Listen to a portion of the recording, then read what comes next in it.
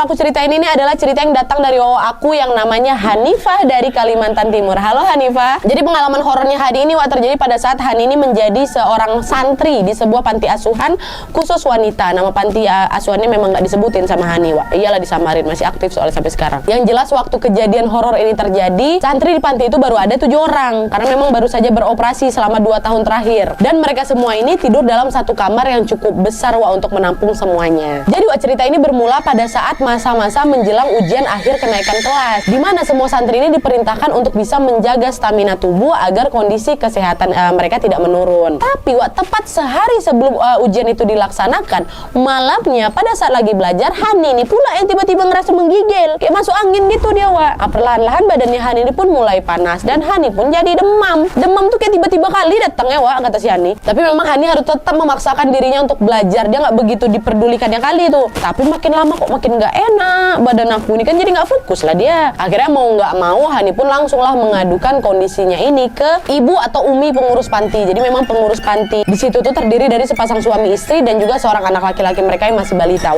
Dah Hani pun mengadukan lah kondisinya, dan di saat itu jam sudah menunjukkan pukul 11 malam, Dan pada saat itu nggak ada yang bisa belikan obat, termasuk suaminya Umi, Abi.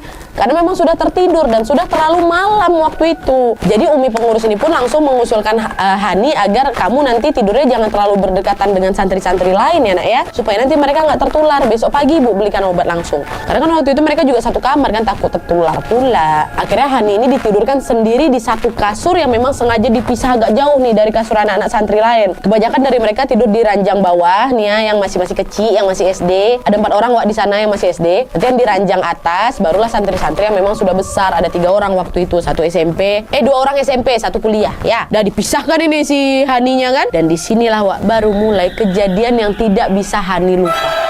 Ya, jadi pada saat itu semua santri yang ada di sana sudah selesai belajar dan bersiap untuk tidur, kecuali 2 orang santri yang sudah besar ini dua-duanya, namanya Mbak Ifah udah kuliah, satu lagi Mbak Arin udah SMP. Nah jadi waktu itu Mbak Ifah ini lagi ngerjain tugas kuliahnya yang dibantu sedikit sama Mbak Arin untuk bisa mengetik tugasnya. Nah mereka berdua ini duduk di depan lemari yang ada di dekat pintu keluar kamar. Dah belajar lah buat tugas lah itu mereka berdua ini, Mbak Ifah sama Mbak Arin. Selebihnya udah siap-siap tidur termasuk Hani. Terus beberapa menit kemudian anak santri pun tidur. Hani waktu itu masih baru mau siap-siap tidur di kasur yang memang sudah disendirikan Hani pakai selimut tebal kan, dan dia berusaha agar segera tertidur. Tapi entah kenapa pada saat itu sulit kali si Hani itu tidur. Mungkin karena lagi sakit dalam pikir si Hani ini kan. Hani tetap berusaha menutup seluruh tubuhnya dari kepala sampai kaki kan, terus dekap badannya sampai nggak ternampak lagi si Hani itu dari luar. Tapi walaupun udah ketutup kayak gitu, perasaan si Hani ini malah kok udara di dalam ini